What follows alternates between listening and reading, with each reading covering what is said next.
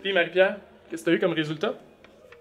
B-. Moi, A+. Je pensais que j'avais un meilleur groupe sanguin que ça. Aujourd'hui, en laboratoire, nous allons déterminer le groupe sanguin d'un échantillon de sang inconnu. Il est important de savoir que les groupes sanguins sont déterminés par le type d'agglutinogène présent à la surface de nos globules rouges. Agglutino quoi? Un agglutinogène est une petite protéine considérée comme un antigène, c'est-à-dire une substance capable de déclencher une réaction immunitaire. Il existe 3 types d'agglutinogènes qui déterminent notre groupe sanguin: l'agglutinogène A, l'agglutinogène B, qui ensemble forment le système ABO, et le facteur rhésus, qui forme le système rhésus. Conjointement, ces 2 systèmes déterminent notre groupe sanguin. Donc, pour le système ABO, il y a 4 types de groupes sanguins différents. Si un globule rouge possède des agglutinogènes de type A à sa surface, il fera partie du groupe sanguin A. Si un globule rouge possède des agglutinogènes de type B à sa surface, il fera partie du groupe sanguin B. Si un globule rouge possède les 2 types d'agglutinogènes, donc le A et le B, il fera partie du groupe sanguin AB. Et finalement, si aucun agglutinogène n'est présent à la surface du globule rouge, on parlera du groupe sanguin O. Le système rhésus, quant à lui, est déterminé par la présence ou non d'un agglutinogène particulier, le facteur rhésus. En effet, si l'agglutinogène RH est présent à la surface des globules rouges, on dira que le groupe sanguin est positif. S'il est absent, on dira qu'il est négatif. L'appellation rhésus vient du fait que cet agglutinogène a été découvert sur un singe rhésus qui vit en Asie. Les systèmes ABO et rhésus établissent donc ensemble 8 groupes sanguins différents, soit A-, A+, B-, B+, AB-, AB+, et O-, O+. En plus de ces antigènes sur nos globules rouges, on retrouve dans notre plasma sanguin des anticorps.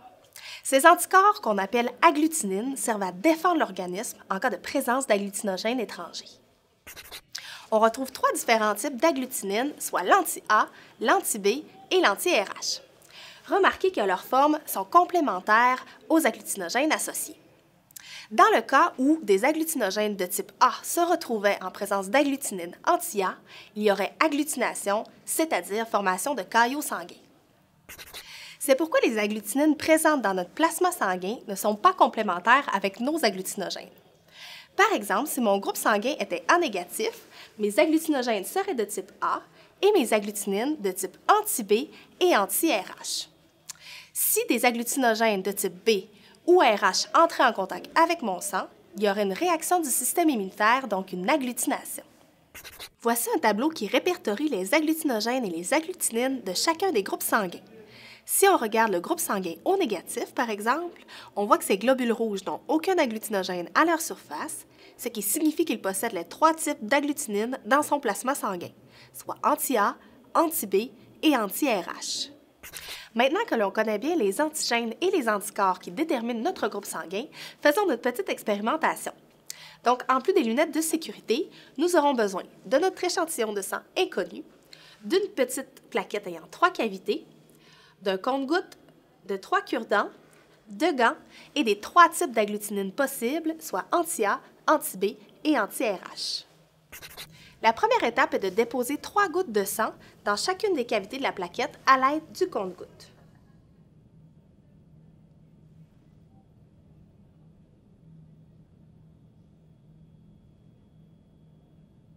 Ensuite, on vient déposer 3 gouttes d'anti-A dans la cavité identifiée A, 3 gouttes d'anti-B dans la cavité identifiée B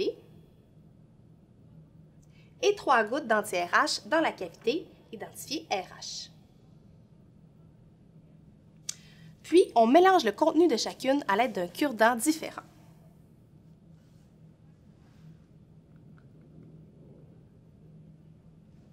Donc, s'il y a une agglutination en ajoutant l'anti-A dans la cavité A, c'est que les globules rouges de l'échantillon de sang possèdent des agglutinogènes de type A. Et c'est la même chose pour les autres types d'agglutinogènes. Regardons le résultat de notre expérimentation. On remarque qu'il y a eu agglutination dans la cavité A et la cavité RH. Ça signifie que l'échantillon de sang possède les agglutinogènes de type A et RH, donc le sang inconnu fait partie du groupe A+.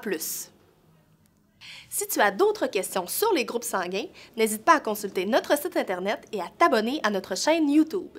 Je t'invite aussi à nous suivre sur les réseaux sociaux. Sois l'antigène. Aucun rapport.